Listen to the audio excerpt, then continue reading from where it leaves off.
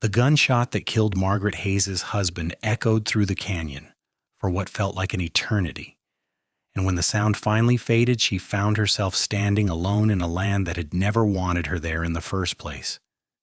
It was the spring of 1878, and the Arizona Territory stretched out before her like a promise that had been broken too many times to count. Margaret stood in the doorway of the small ranch house that Samuel had built with his own hands, watching as the men who had come to pay their respects rode away in clouds of dust that seemed to mirror the emptiness she felt inside. She was 23 years old, a widow with no family within 1,000 miles, and the only thing standing between her and complete destitution was this patch of hard-packed earth and the stubborn determination that had brought her west in the first place. The funeral had been brief. Samuel had been killed in a dispute over water rights with a neighboring rancher, shot down in broad daylight while trying to negotiate a peaceful resolution. The sheriff had called it self-defense, though Margaret knew better. She knew that justice in this territory belonged to whoever had the fastest draw and the most friends, and Samuel had been neither quick with a gun nor particularly social. He had been kind, though, and patient, and he had loved her in his quiet way. That would have to be enough to remember him by. As the last rider disappeared over the ridge, Margaret turned back to the house and surveyed what she had left. The ranch consisted of about 100 acres of scrubland, a dozen cattle that were more bone than meat, a chicken coop with 6 laying hens, and this small wooden structure that Samuel had called home. It was not much, but it was hers now, and she would be damned if she let anyone take it from her. The problem was that she had no idea how to run a ranch. Samuel had handled all the heavy work, the branding and the fence mending and the constant battle against the elements. Margaret had kept the house, tended the garden, and tried to make something like a home in this unforgiving landscape. Now she would have to learn everything else, and learn it quickly before the vultures started circling. She spent the first week alone, taking stock of her resources and trying to figure out what needed to be done. The cattle needed to be moved to better grazing land. The roof needed patching where the winter rains had damaged it. The well was running low, and she would need to find a way to dig it deeper or locate a new water source. Every task seemed insurmountable, but she attacked each one with a determination that surprised her. It was on the 8th day after Samuel's death that she saw the rider approaching. Margaret was in the garden pulling weeds from between the rows of struggling vegetables when she heard the sound of hoofbeats. She stood slowly, wiping her hands on her apron and squinting against the afternoon sun. The rider was alone, which she took as a good sign. A lone man might be reasoned with. A group would have come with different intentions. As the figure drew closer, Margaret could make out more details. He was tall in the saddle with broad shoulders and a weather-beaten hat pulled low over his face. He rode with the easy confidence of someone who had spent most of his life on horseback, and his horse was a fine-looking chestnut mare that seemed well cared for. When he was about 20 yards away, he slowed and raised one hand in greeting. "Ma'am," he called out, "I'm not here to cause trouble. Just passing through, and thought I would check if you needed anything." Margaret studied him carefully. His voice was deep and pleasant, with a slight drawl that suggested he had come from further south.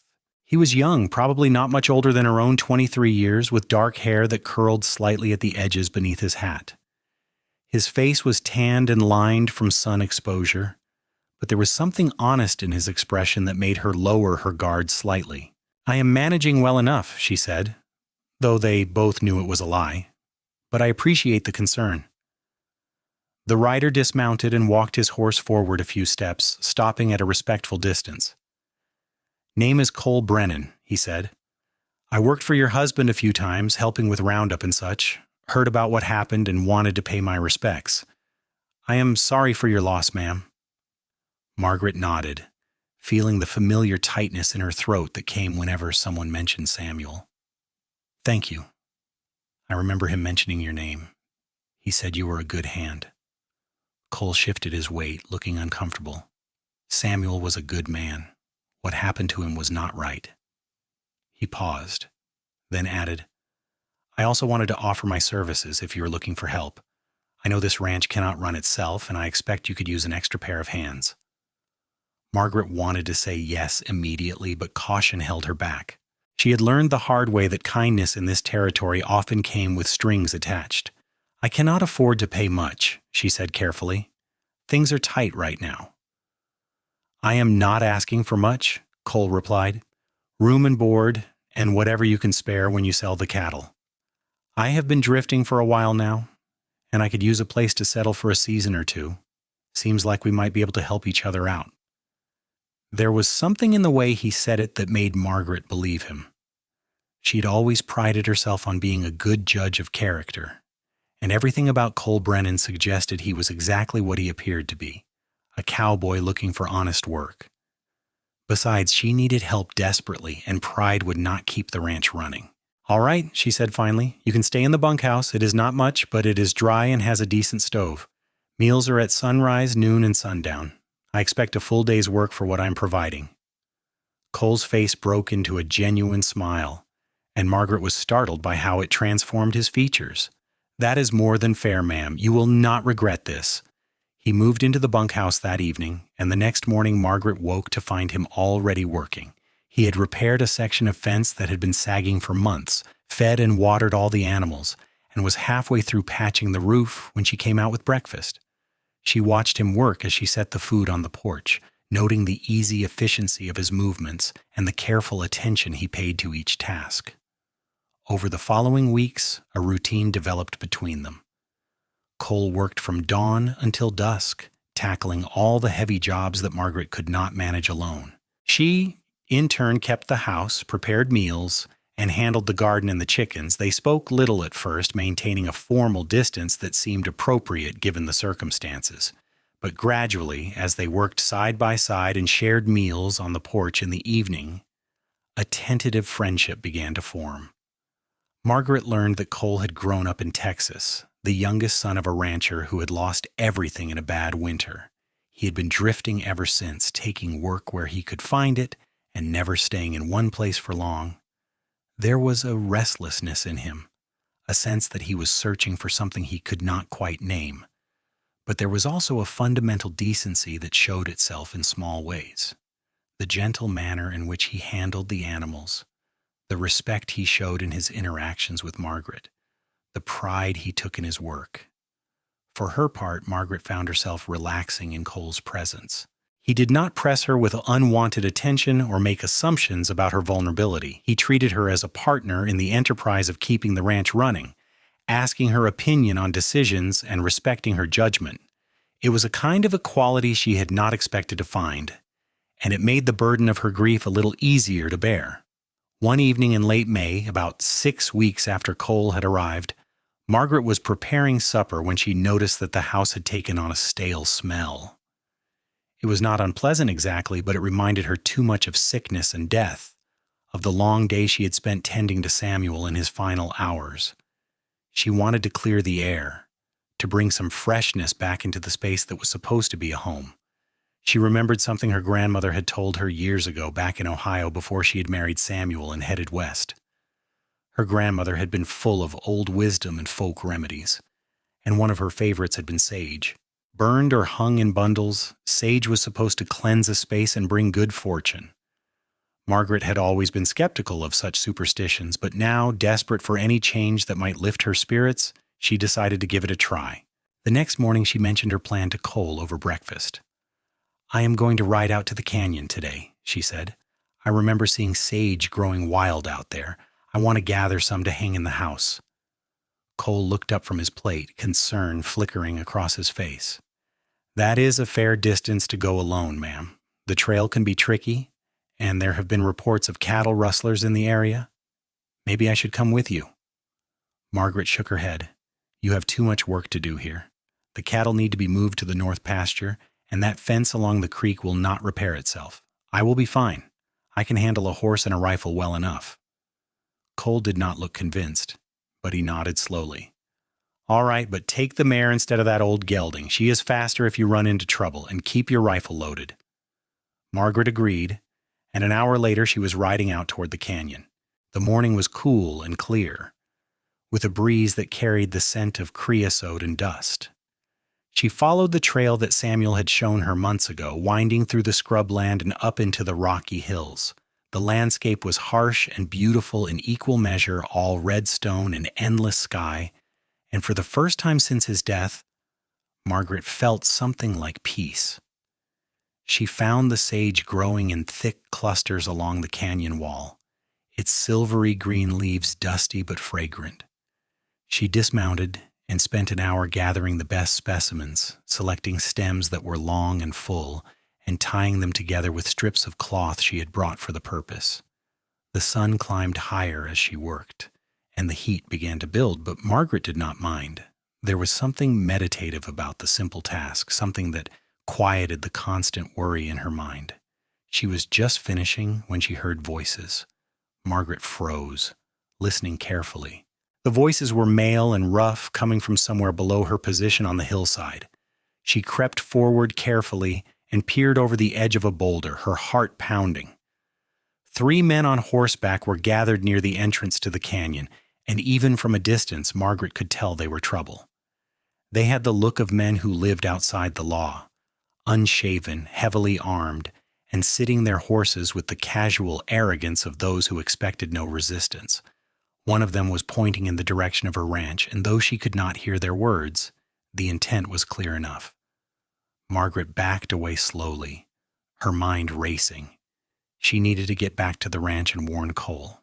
If these men were planning to raid the place, he would be alone and outnumbered. She moved as quickly as she dared, trying to stay silent while putting distance between herself and the men below. She had almost reached the mare when she heard the shout. One of the men had spotted her, and within seconds, all 3 were spurring their horses in her direction. Margaret did not hesitate.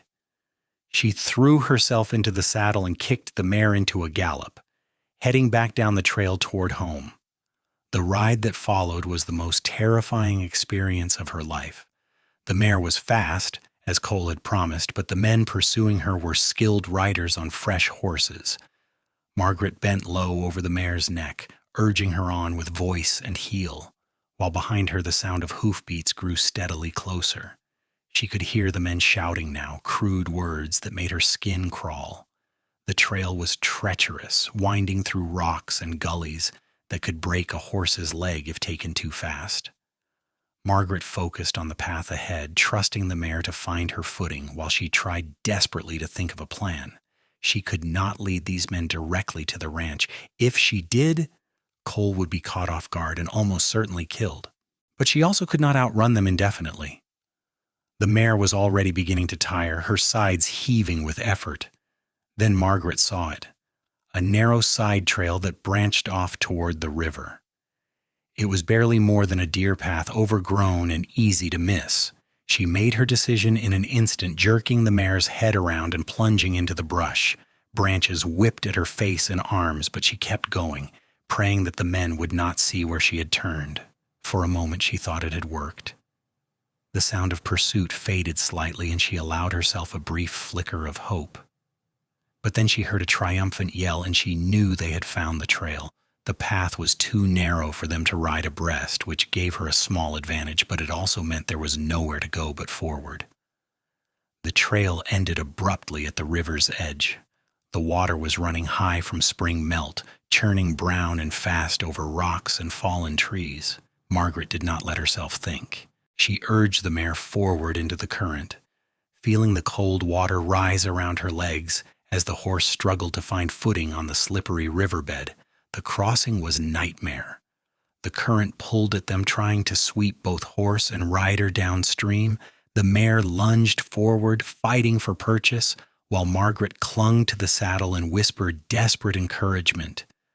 Halfway across, the horse lost her footing and went down, plunging them both into the icy water. Margaret's head went under, and for a terrifying moment she could not tell which way was up. Then the mare surged upward, and Margaret broke the surface, gasping and choking. Behind her, she heard cursing. The men had reached the river's edge, but they were not following. The water was too dangerous, and they knew it. One of them raised a rifle, and Margaret ducked low again, expecting the crack of gunfire. but the shot never came. Perhaps they decided she was not worth the effort, or perhaps they had other targets in mind. Either way, they turned their horses and rode back the way they had come. Margaret urged the mare up the far bank and collapsed in the grass, shaking with cold and shock. She had lost the sage somewhere in the crossing, but she still had her life and her horse. That would have to be enough. After a few minutes to catch her breath, she remounted and began the long ride home, circling wide to avoid the main trail. It was nearly dark by the time she reached the ranch. Cole was standing in the yard, rifle in hand, and the relief on his face when he saw her was almost comical. He ran forward as she dismounted, his hands reaching out to steady her as she swayed with exhaustion. "What happened?" he demanded. "You have been gone for hours. I was about to go looking for you." Margaret told him everything, the words tumbling out in a rush. As she spoke, Cole's expression grew darker and more dangerous. When she finished, he was silent for a long moment, his jaw tight with anger. "You should have let me come with you," he said finally. "Those men could have killed you." "They did not," Margaret replied, lifting her chin. "And if they are planning to raid the ranch, you need to be ready. We both do." Cole nodded slowly. "You are right. Come on, let us get you inside and dried off. Then we need to make plans." They spent the evening preparing for a possible attack. Cole checked all the weapons and ammunition, while Margaret gathered supplies and made sure they had food and water that could withstand a siege. But the attack never came. The days passed without incident, and gradually they began to relax again. A week after her frightening encounter, Margaret rode back to the canyon. This time Cole insisted on coming with her, and she did not argue. They gathered sage together, filling their saddlebags with the fragrant bundles, and rode home without incident. That evening, Margaret stood in the doorway of the house and carefully hung the largest bundle of sage above the doorframe. She had tied it with a length of blue ribbon, and it looked almost festive against the weathered wood. The scent immediately began to fill the house, fresh and clean and somehow hopeful. Cole had been working in the barn, but he came out when he saw what she was doing. He stood in the yard looking up at the sage with an expression Margaret could not quite read. "My grandmother used to do that," she said, feeling suddenly self-conscious. "She said it would sweeten the house and bring good fortune." Cole continued to stare at the sage, and then he looked at Margaret with an intensity that made her breath catch. "Then I will never let it come down," he said quietly. "It will stay there as long as this house stands." There was something in his voice, a weight of meaning that went beyond mere politeness. Margaret felt her heart begin to beat faster, though she could not have said exactly why. "That is kind of you," she managed. "It is not kindness," Cole said. He took a step closer, then seemed to think better of it, and stopped. "Margaret, I need to tell you something." She waited, her hands twisted in her apron. "I have been drifting for 5 years, Irina," Cole continued. "Moving from place to place, never staying long enough to put down roots. I told myself I liked the freedom, that I did not need anything or anyone. But since I came here, since I have been working with you and seeing how you face each day with such courage, I have realized something. I was not running toward freedom. I was running away from the fear of caring about something and losing it." Margaret's throat felt tight. "Cole, Let me finish," he said gently. "I know it has not been long since Samuel died. I know you are grieving, and I respect that, but I also need you to know that what I feel for you goes beyond simple admiration. You are the strongest person I have ever met, and the kindest, and somewhere along the way I fell in love with you. I am not asking for anything right now. I just needed you to know." The silence that followed seemed to stretch forever. Margaret looked at Cole's earnest face, at the vulnerability in his eyes, and felt something shift inside her. The truth was, she had been aware of her growing feelings for weeks now. She had tried to suppress them, telling herself it was too soon, that it would be a betrayal of Samuel's memory. But Samuel was gone, and she was still here, still alive, and Cole was offering her something she had thought she would never have again: hope. "It has not been long," she said slowly, "and I did care for Samuel, But I would be lying if I said I had not noticed you, had not come to look forward to our evenings on the porch and the way you make me laugh. I think perhaps I have been falling in love with you too, Cole Brennan, and that terrifies me." Cole's face lit up with a joy so pure it took her breath away. "Why does it terrify you?" "Because everyone I have ever loved has left me," Margaret whispered. "My parents died when I was young. Samuel was killed. I do not know if I can survive losing someone else." Cole closed the distance between them in 2 long strides and took her hands in his. "I cannot promise that nothing will ever happen to me," he said. "This is a hard land, and life does not come with guarantees, but I can promise that I will do everything in my power to stay alive and by your side. I can promise that every day we have together will be filled with as much love and joy as I can give you. Is that enough?" Margaret looked up at him, at this good man who had come into her life when she needed him most, and made her choice. "Yes," she said, "that is enough." He kissed her then, gentle and sweet, and Margaret felt something that had been frozen inside her begin to thaw. The kiss deepened, and she wrapped her arms around his neck, pressing close and allowing herself to feel all the things she had been holding back. When they finally broke apart, both breathless, Cole rested his forehead against hers. "I will never let that sage come down," he said again. "It will be my promise to you. As long as it hangs there, you will know that I am committed to this life we are building together." Margaret smiled, her first real smile in months. "Then I suppose we had better take good care of it." They stood together in the doorway, looking up at the sage as the last light faded from the sky. Above them, the stars began to emerge one by one, spreading across the heavens like promises waiting to be kept. The summer that followed was the happiest time Margaret could remember. She and Cole worked the ranch together, building something that felt more like a partnership than anything she had known with Samuel. Cole taught her how to rope and brand cattle, how to read the weather and find water in the dry season. Margaret taught him how to make bread from scratch and which herbs could be used for medicine. But more than that, they built a relationship based on respect and genuine affection. Cole was careful with Margaret's heart, understanding that she needed time to fully let go of her grief. He courted her properly, with wildflowers left on the porch and long conversations under the stars. He made her laugh with stories of his travels and listened intently when she spoke of her childhood in Ohio. By August, they had decided to marry.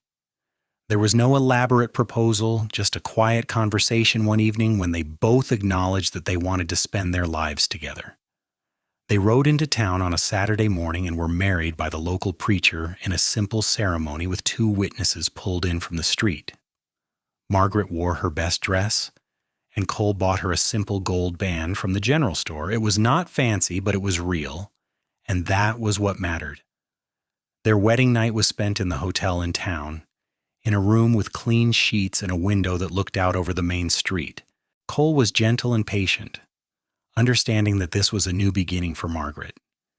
They came together with tenderness and passion, and afterwards, as they lay tangled in the sheets, Margaret felt a completeness she had never experienced before. "I love you," she whispered into the darkness.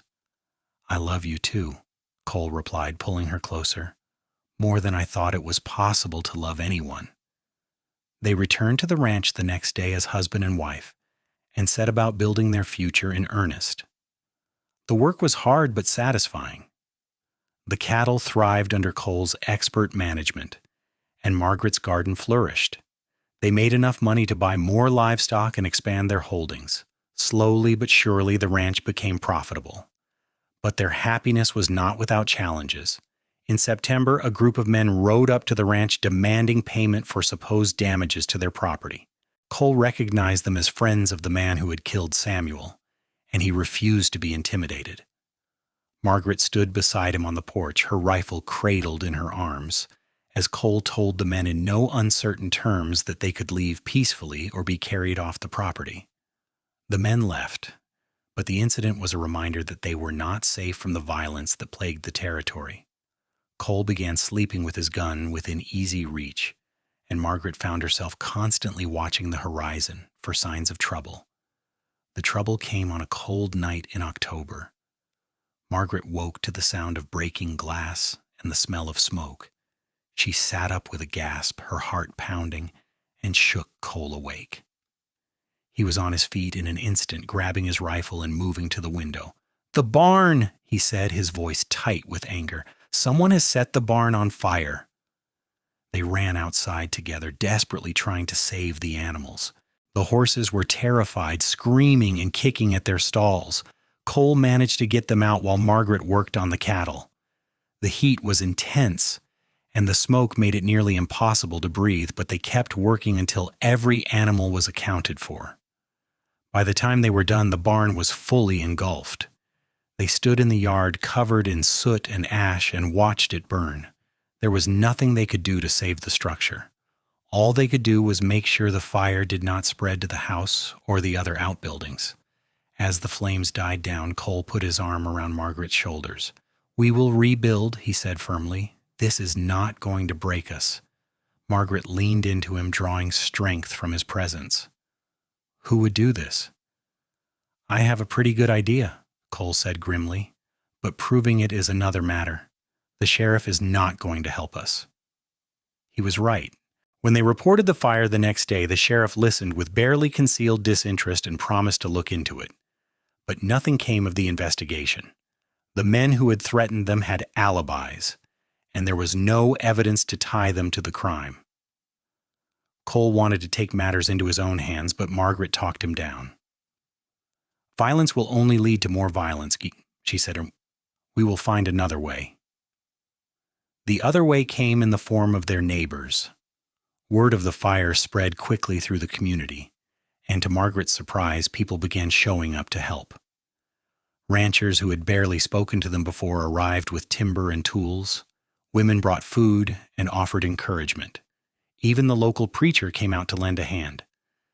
It turned out that Samuel had been more respected than Margaret realized, and his murder and the subsequent harassment of his widow had not sat well with many people. They might not have spoken up before, but the barn fire was a step too far. The community rallied around Margaret and Cole, and within a month, they had a new barn that was bigger and better than the old one. The act of coming together transformed their relationship with the community. They were no longer isolated and vulnerable. They had allies and friends, and the men who had been harassing them seemed to understand that attacking the ranch again would bring consequences they could not afford. Winter came, cold and harsh, but the ranch was ready.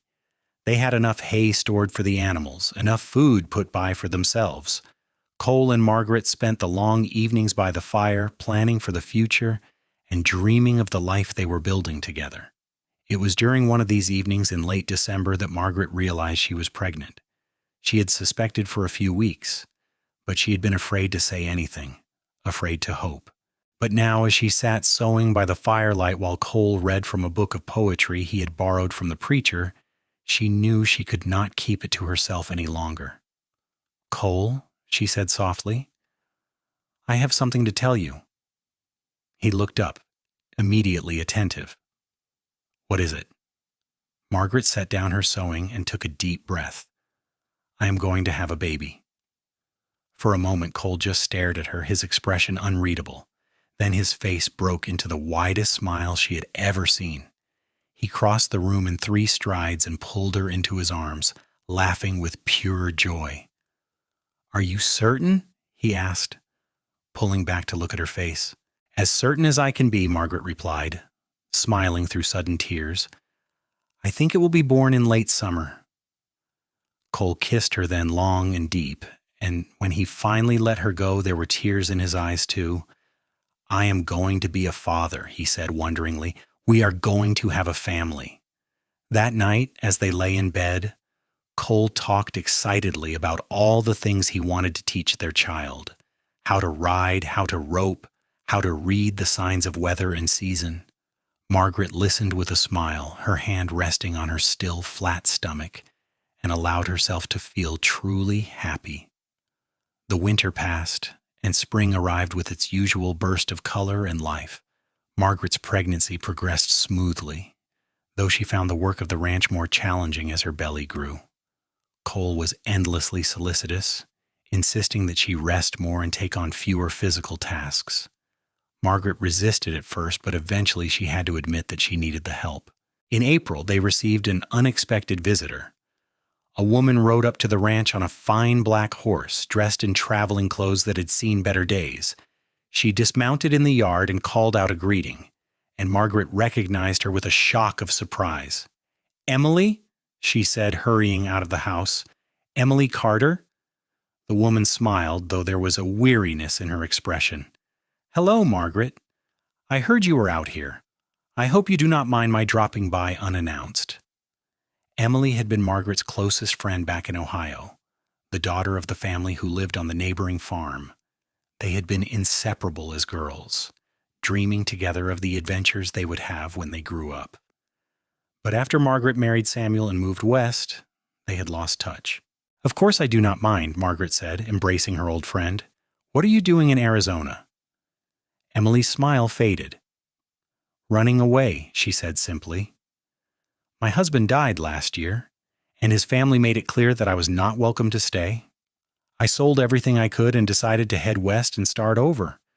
I heard you were here, and I thought perhaps you might need an extra hand." Margaret looked at her friend's tired face and made an instant decision. "You are staying with us. No arguments. Cole and I have plenty of room, and we could use the help."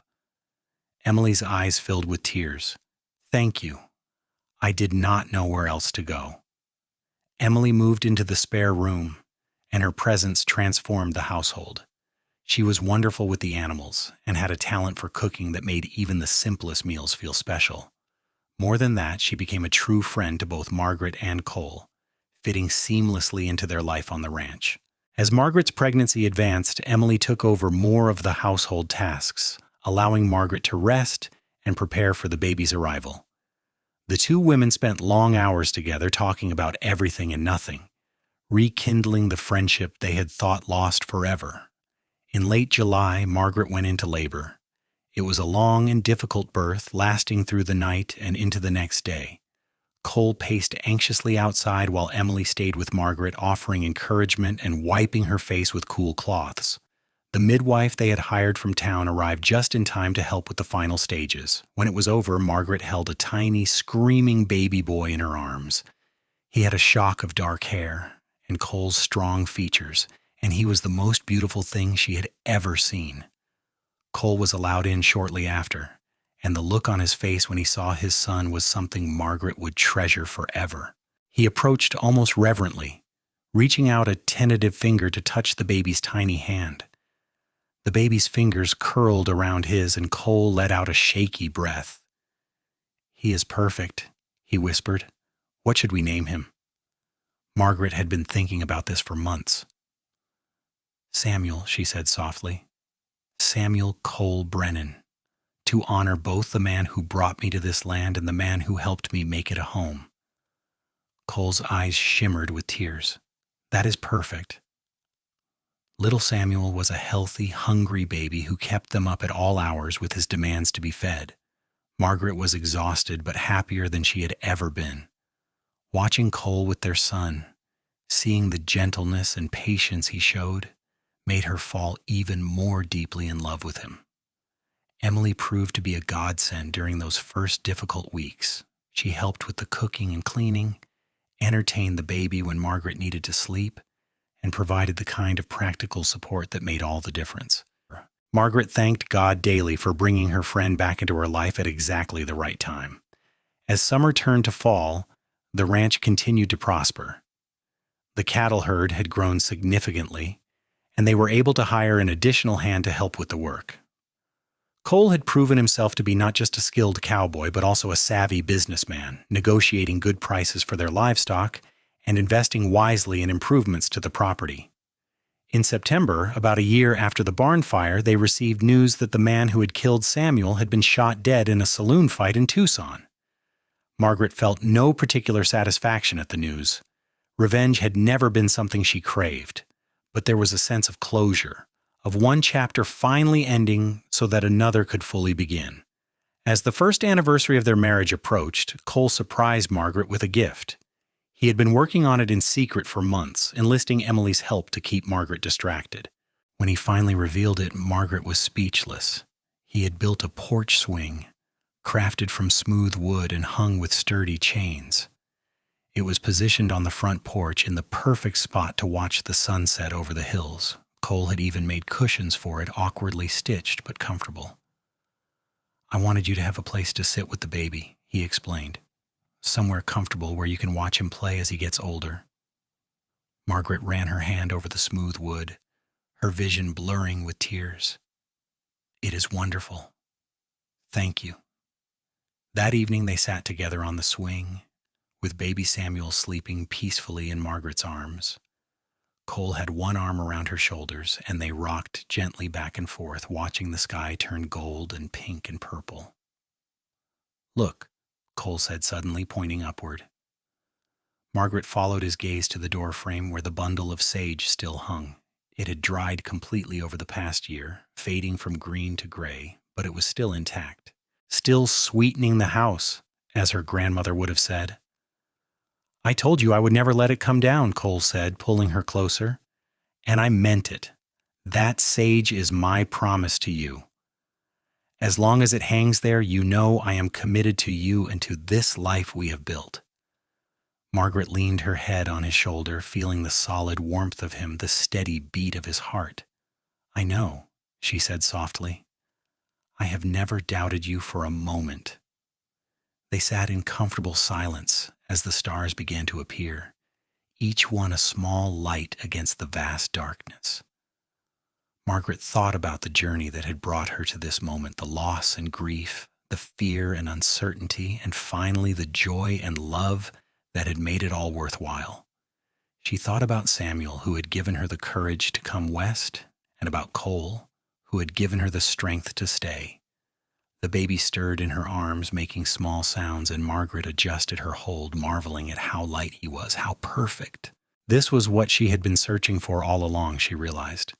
Not adventure or wealth or even happiness in the abstract. Just this: a home, a family, a place to belong. Winter came again, the second winter since Cole had arrived at the ranch. The season brought cold winds and occasional snow, but the house was warm and secure. Cole had made sure of that, spending the fall months sealing every crack and reinforcing the roof. They had plenty of wood for the fire and food in the larder. They were prepared for whatever the season might bring. Emily continued to live with them, and they had all settled into a comfortable routine. She helped with the baby and the household chores, and in return she had a place where she felt safe and valued. There had been some talk in town about the propriety of a single woman living with a married couple, but Margaret did not care what the gossips said. Emily was family, and that was all that mattered. As Samuel grew, he became more active and demanding. He was walking by his first birthday, toddling around the house with determined steps and getting into everything he could reach. Cole was endlessly patient with him, spending hours playing simple games and teaching him words. Margaret would watch the two of them together, her heart swelling with love. In the spring of 1880, Margaret discovered she was pregnant again. This time the news was less of a surprise, but no less welcome. Cole was thrilled at the prospect of another child, and Samuel was still too young to understand what was happening. The second pregnancy was harder than the first. Margaret was more tired, more prone to illness. Emily took on even more of the household duties, and Cole hired another hand so that he could spend more time helping at the house. They all worked together to ensure that Margaret could rest and take care of herself. The baby was born in late October, a daughter this time. She came into the world screaming, red-faced and furious, with a cap of blonde hair that neither Margaret nor Cole could account for. They named her Rose, after Margaret's mother, and she immediately became the center of the household's attention. Samuel was fascinated by his baby sister, wanting to touch her constantly and bring her toys. Cole had to gently redirect him multiple times a day, explaining that the baby was too small for rough play, but Samuel's intentions were always loving, and Margaret knew that the two children would be close as they grew. With 2 children and a thriving ranch, life was busier than ever. Margaret often felt overwhelmed by the sheer amount of work that needed to be done. But every evening when the chores were finished and the children were asleep, she would sit with Cole on the porch swing and feel a deep sense of contentment. "Do you ever regret it?" she asked him one night. "Giving up the drifting life to settle down here?" Cole looked at her in surprise. "Not for a single moment. This is everything I ever wanted, even when I did not know I wanted it. You and the children, this ranch, building something that will last. I am happier than I ever thought possible." Margaret smiled, relieved by his answer. "I am too. Happy, I mean. Even when it is hard, even when I'm exhausted, I would not trade this life for anything." Cole kissed her forehead. "We have built something good here, something worth protecting and nurturing, and we will keep building it together for as long as we both shall live." The years that followed were filled with the ordinary joys and challenges of raising a family on the frontier. Samuel grew into a sturdy, adventurous boy who wanted to follow his father everywhere. Rose was more cautious but equally curious, with a fierce intelligence that showed itself early. Cole taught them both to ride as soon as they were big enough to sit a horse, and Margaret taught them to read from the Bible and the few books they owned. Emily remained with them, becoming a beloved aunt to the children. She never remarried, seeming content with the family she had found. She had her own small house on the property now, built by Cole and the hired hands, and she spent her days helping with the children and managing the household accounts, which she had a talent for. The ranch continued to expand. By 1885, they owned over 500 acres and ran a herd of more than 200 cattle. They had built a proper barn, a new bunkhouse for the hired hands, and had even added on to the main house, giving Samuel and Rose their own rooms. The property was prosperous and well respected in the community, but through all the changes and growth, one thing remained constant. The bundle of sage still hung above the doorframe, just as it had on that evening 7 years earlier when Margaret had first placed it there. It was brittle now, the leaves crumbling at the slightest touch, but Cole had been true to his word. He would not let it come down. Margaret sometimes wondered if she should replace it with a fresh bundle. The sage had long since lost its fragrance, and it certainly did not look attractive anymore. But whenever she mentioned it to Cole, he would shake his head firmly. "That is the sage you hung the day we started building this life together," he would say. "It stays until it falls on its own, and even then I will probably find a way to preserve it." It became something of a joke between them, this dried-out bundle of herbs that Cole guarded so fiercely, but it was also a symbol of everything they meant to each other, a visible reminder of the promises they had made. In the spring of 1886, when Samuel was 7 and Rose was 5, tragedy struck the territory. A drought had been building for months, and by April the situation was critical. Water sources were drying up, and ranchers were desperately trying to keep their herds alive. Fights broke out over access to rivers and wells, and the law struggled to maintain order. Cole worked tirelessly to ensure their cattle had enough water, digging deeper into their well and rationing carefully. But even his best efforts could not change the weather. The sun beat down day after day, relentless and cruel, and the land turned to dust. In May, a group of desperate ranchers from the south arrived at their property, demanding access to their well. Cole tried to reason with them, explaining that they barely had enough water for their own needs, but the men were beyond reason. They pulled their guns, and suddenly the situation had escalated into a standoff. Margaret, watching from the house with the children, felt her heart stop. She had a rifle in her hands, but she knew that if shooting started, someone would die. Possibly Cole, possibly her. The children could be left orphaned, and everything they had built would be destroyed. Then Emily did something extraordinary. She walked out of the house, unarmed and unafraid, and positioned herself between Cole and the angry ranchers. "Gentlemen," she said, her voice calm and clear, "I understand your desperation. We all understand it, but threatening to kill each other over water is not the answer. What if we work together instead? We could pool our resources, dig a deeper well, or find a new water source. Fighting will only leave us all worse off." The men looked at her, surprised by the interruption. The leader, a grizzled rancher named Harris, lowered his gun slightly. "And why would you help us?" he asked suspiciously. "Because we are all in this together," Emily replied. "This drought affects everyone. If we waste our energy fighting each other, none of us will survive. But if we work together, we might just make it through." There was a long, tense silence. Then Harris holstered his gun. "All right," he said gruffly. "We will try it your way, but if this does not work, we will be back." Emily nodded. "That is fair. Give us a week." The men left, and Cole let out a shaky breath. He pulled Emily into a quick hug. "That was either the bravest or the most foolish thing I have ever seen, thank you." Emily smiled weakly. "Honestly, I am not sure which it was either, but we need to find water fast." Over the next week, Cole and several of the neighboring ranchers pooled their knowledge and resources. They studied the land, looking for signs of underground water sources. Finally, one of the older ranchers remembered a spot on the far edge of Cole's property where water had once flowed before a rock slide blocked it. They spent 3 days digging and hauling rocks, working from dawn until long after dark. Margaret brought food and water while Emily watched the children and kept the household running. On the 3rd day, they broke through to the water source. It was not a massive river, but it was enough to supply several ranches if they rationed carefully. The relief was enormous. The ranchers set up a system for sharing the water with strict rules about usage and penalties for those who took more than their share. It was not a perfect solution, but it kept everyone alive until the rains finally came in June. The drought had been a harsh reminder of how fragile their existence was, how quickly everything they had built could be threatened.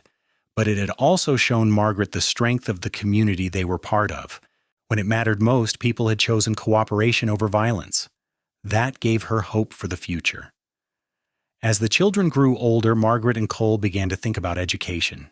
There was a small school in town, but it was a long ride each way, too far for young children to manage daily. For a while, Margaret taught Samuel and Rose herself, using the skills she had learned from her own mother. But she knew that eventually they would need more. The solution came from an unexpected source. The preacher's wife, Mrs. Henderson, approached Margaret one Sunday after church with a proposal. She had been a teacher back east and was willing to start a small school if enough families were interested. Within a month, they had 8 families committed, and the school opened in a room behind the church. Samuel and Rose attended faithfully, riding into town each morning with Cole and returning in the evening. They were both good students, Samuel excelling in mathematics and Rose in reading and writing.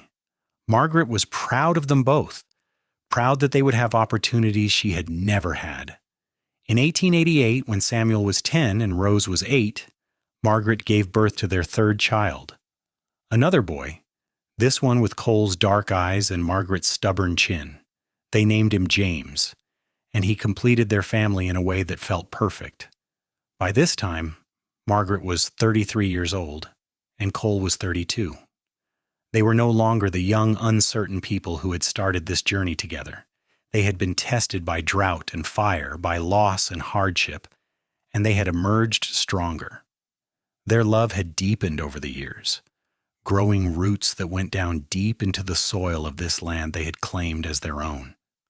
One evening in the fall of that year, after the children were asleep and the day's work was done, Cole and Margaret sat together on the porch swing. The air was cool and clear, with a hint of the winter to come. Above them, the sage still hung in its place of honor, a testament to enduring promises. "Do you remember the day you hung that sage?" Cole asked, gesturing up at the door frame. "Of course," Margaret replied. "I was trying to bring some freshness to the house, to clear away the sadness that had settled in after Samuel died." "Samuel Hayes," Cole said thoughtfully. "He brought you here. He gave you this land. In a way, everything we have built started with him." Margaret nodded. "I have thought about that often. I cared for him, Cole. I want you to know that. But what I feel for you is different, deeper. Is that terrible to admit?" "No," Cole said, pulling her close. "I think we find different kinds of love at different times in our lives. What matters is that we recognize it when it comes and hold on to it fiercely. Margaret tilted her face up to his. I will hold on to you forever, Cole Brennan. You and our children, and this life we have made. You are my home now, more than any place could ever be. Cole kissed her then, long and sweet, and for a moment the world narrowed down to just the two of them. When they finally pulled apart, both were smiling. That sage is going to outlast us both, Margaret said, looking up at it. It is going to be there when we are old and gray, still hanging above the door, still keeping your promise. That is the plan, Cole agreed. Our children will grow up knowing that some promises are meant to be kept, no matter what. And maybe when they build homes of their own, they will hang sage above their doors too. They will remember where they came from and the love that made this family possible. Margaret rested her head on his shoulder, feeling the steady rise and fall of his breathing. Somewhere in the distance, a coyote howled, and one of the horses whinnied in response. These were the sounds of her life now, as familiar and comforting as a lullaby. The years continued to roll by, each one bringing new challenges and joys. Samuel grew into a serious young man who wanted to study law, while Rose discovered a talent for drawing and spent hours sketching the landscape around her. James was still young, but already showing signs of inheriting his father's skill with horses and his mother's determination. Emily remained a constant presence in their lives, aging gracefully and never seeming to regret her decision to stay. She had become an integral part of the community, known for her wisdom and her willingness to help anyone in need. Children who were not even related to her called her Aunt Emily, and she seemed to cherish every moment with them. The ranch continued to prosper. Cole had become one of the most respected ranchers in the territory, known for his fair dealings and innovative approaches to livestock management. He was occasionally approached about running for political office, but he always declined. His place was here, on this land, with his family. In 1895, Arizona was still a territory, not yet a state. There was talk of statehood coming soon, of the wild days giving way to civilization and order. Margaret was not sure how she felt about that. Part of her welcomed the idea of more stability and law, but another part of her cherished the freedom and roughness of the frontier, the sense that anything was possible if you were willing to work for it. Samuel left for college in California that year, the first member of their family to pursue higher education. Margaret cried for a week after he left, even though she was immensely proud. Cole was quieter about his feelings, but she could see the sadness in his eyes when he looked at the empty chair at dinner. Rose, now 15, took her brother's departure hard. She and Samuel had always been close, and without him, she seemed lost. But she threw herself into her art, producing drawings and paintings that showed real talent. Margaret began to wonder if Rose might pursue a career as an artist, something that would have been unthinkable for a ranch girl a generation earlier. James at 7 was too young to fully understand the changes sweeping through their family. He missed his brother but was easily distracted by the daily adventures of ranch life. Cole took him everywhere, teaching him the skills he would need to eventually take over the operation. It was in the spring of 1896 that Margaret had a health scare. She had been feeling tired and weak for months, dismissing it as the normal effects of aging and hard work. But when she fainted while working in the garden, Cole insisted that they travel to Tucson to see a proper doctor. The examination revealed that Margaret had developed a heart condition, something the doctor said was relatively common in women who had endured multiple pregnancies and years of physical labor. He prescribed rest and medication and warned that if Margaret did not slow down, she risked a serious episode that could be fatal. Cole was terrified. He immediately began reorganizing the ranch operations to require less of Margaret's involvement. He hired additional help for the house and insisted that Margaret spend most of her time resting. Margaret chafed at the restrictions, but she could not deny that she felt better when she followed the doctor's orders. The experience was a sobering reminder of their mortality. They were both in their early 40s now, no longer young. Their bodies carried the scars and wear of decades of hard living. They had been blessed with more time together than many frontier couples could hope for, but that time was not infinite. One evening, as they sat on the porch swing watching the sunset, Margaret voiced the thoughts that had been haunting her. What if something happens to me, Cole? What if this heart condition gets worse? Cole's arm tightened around her. Then we will face it together just as we have faced everything else, but you are going to be fine, Margaret. You are the strongest person I know. I am not afraid for myself, Margaret said softly. I'm afraid of leaving you and the children. I'm afraid of not being here to see James grow up, or Rose find her path, or Samuel come home with his law degree. Cole was silent for a long moment. When he spoke, his voice was rough with emotion. If something were to happen, the children and I would miss you every day for the rest of our lives, but we would survive because you taught us how. You taught us to be strong, to find joy even in hardship, to build something meaningful out of the raw materials of life. Those lessons would carry us through. Margaret wiped her eyes, feeling both comforted and sad. You are going to outlive me, Cole Brennan. Promise me you will take care of yourself when I am gone. Promise me you will not give up on life. I promise, Cole said, but you are going to outlive me, and we both know it. I have been getting into trouble since the day I was born. You are the sensible one. Despite the heaviness of the conversation, Margaret found herself smiling. We do not know what the future holds. All we can do is treasure the time we have. Then that is what we will do, Cole said firmly. He pointed up at the sage above the door, still hanging in its place after nearly 18 years. That sage is still there. It is going to stay there. We made promises to each other, and I intend to keep them for as long as I draw breath. Margaret leaned into him, drawing comfort from his solid presence. They sat together as the last light faded from the sky, holding each other against the uncertainty of tomorrow. To everyone's relief, Margaret's health stabilized over the following months. The medication helped, and the enforced rest gave her body time to recover. By summer, she was feeling better than she had in years, though Cole still refused to let her overwork herself.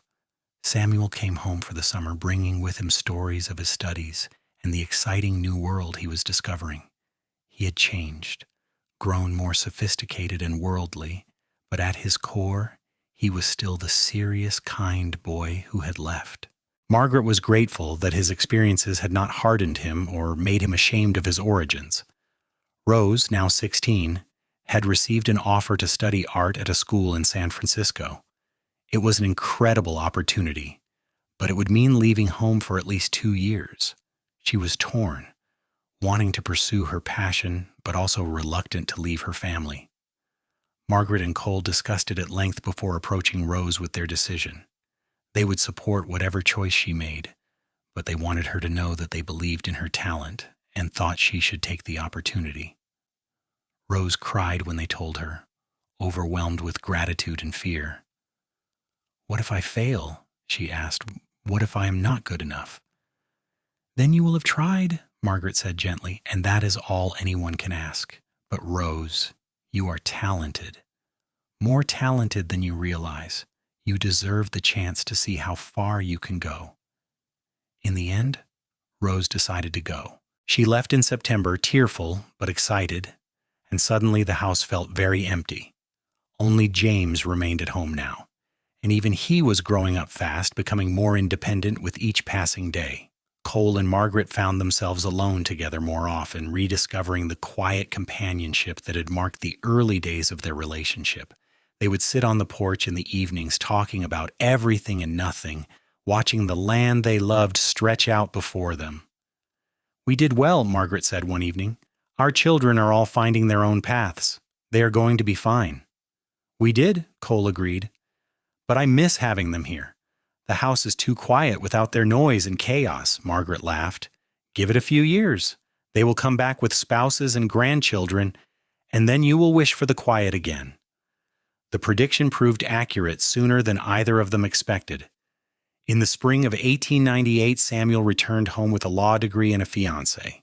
Her name was Catherine, and she was a smart, lovely woman who clearly adored Samuel. They were married in June, in a ceremony at the ranch that brought together friends and family from across the territory. Rose came home for the wedding, full of stories about her studies and the incredible opportunity she was being offered. A gallery in San Francisco wanted to show her work, and she had been commissioned to create illustrations for a book. She was glowing with success and happiness, and Margaret could not have been prouder. Even James, now 10, seemed to be coming into his own. He had a natural way with horses that surpassed even Cole's skill, and there was talk of him eventually breeding and training horses as a business. The future looked bright for all their children. As Margaret watched her family gathered together at Samuel's wedding, she felt a profound sense of gratitude. They had built this, she and Cole. Through hard work and love and stubborn determination, they had created a family and a legacy that would endure long after they were gone. That evening, after the guests had left and the children had finally gone to bed, Margaret and Cole stood together in the doorway of their home. Above them, the sage still hung, more fragile than ever, but still intact. 20 years, Margaret said softly. That sage has been hanging there for 20 years. And it will hang there for 20 more if I have anything to say about it, Cole replied. He wrapped his arms around her from behind, resting his chin on her shoulder. 20 years since we admitted how we felt about each other. 20 years of building this life together. If I could go back and do it all again, I would not change a single moment. Margaret turned in his embrace, looking up at his face.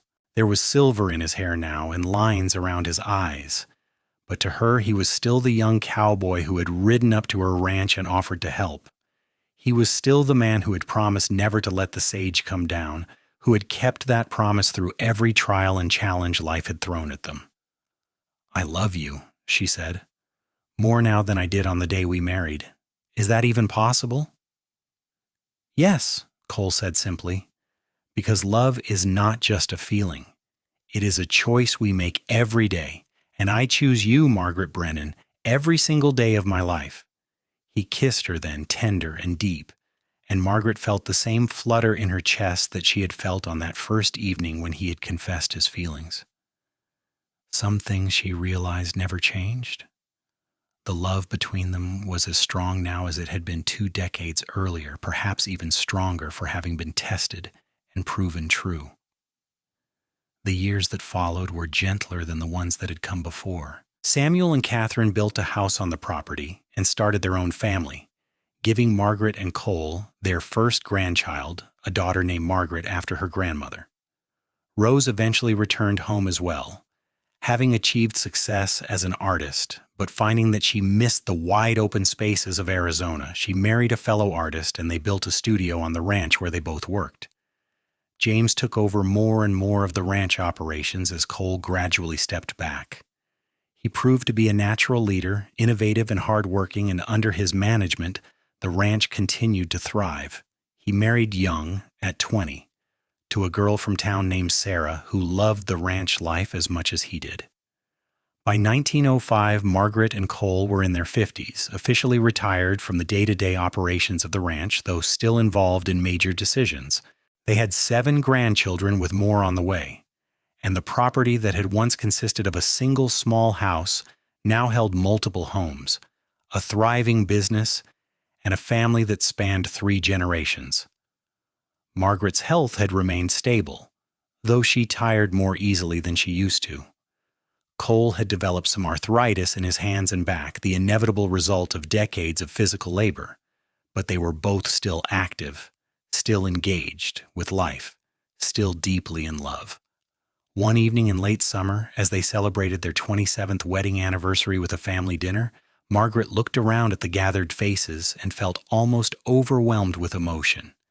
Her children were here, healthy and happy and successful. Her grandchildren were running around the yard laughing and playing. Emily, now nearly 70 but still sharp as ever, was entertaining the youngest with a story, and Cole was beside her, his hand warm in hers, his presence as comforting and necessary as breathing. After dinner, when the family had dispersed to various activities, Margaret and Cole returned to their favorite spot, the porch swing. It creaked a bit now, showing its age just as they did, but it still held them securely. Do you ever think about how different your life would have been if you had not stopped here that day? Margaret asked. If you had just kept drifting?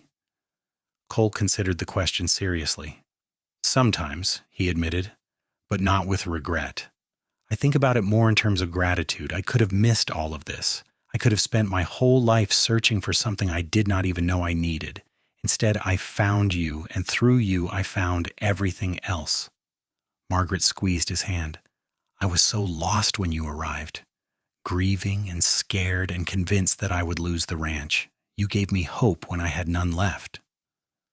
You gave yourself hope, Cole corrected. I just provided a little assistance.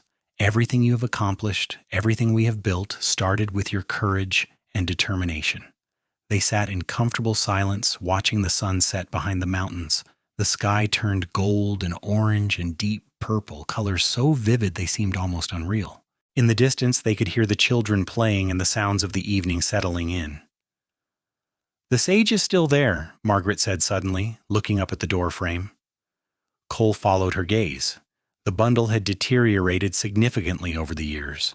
Most of the leaves had fallen away, leaving just brittle stems held together by the faded blue ribbon. But it was still recognizably sage, still hanging in the place Margaret had put it all those years ago. I told you I would never let it come down, Cole said. I meant it then and I mean it now. But why? Margaret asked. It is falling apart. We could replace it with a fresh bundle. It would look better, smell better. Cole shook his head firmly. That sage is not about how it looks or smells. It is about the promise it represents. On the day you hung it, I promised that I would never let it come down. That promise was really about never letting our love fade, never giving up on the life we were building together.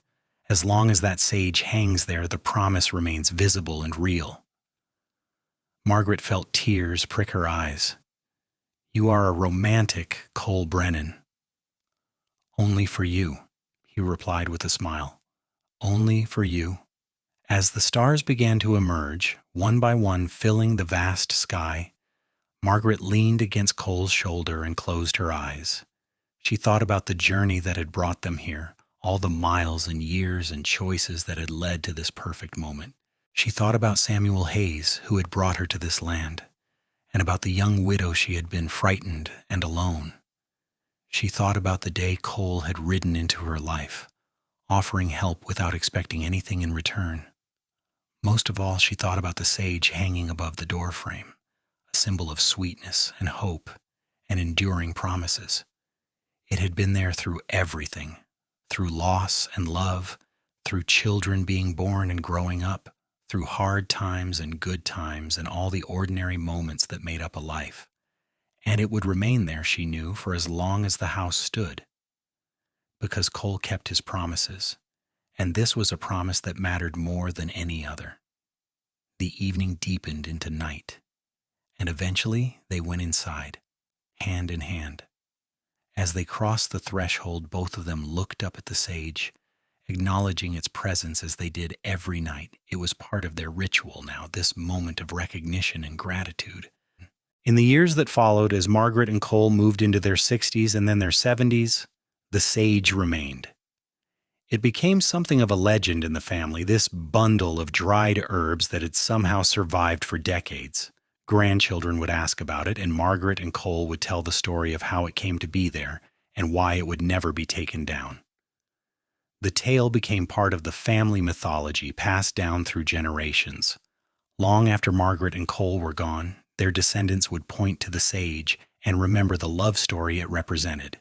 They would tell their own children about the widow and the cowboy, about promises kept and lives built from determination and hope. But that was still in the future. For now, in this moment, Margaret and Cole were still here, still together, still very much in love.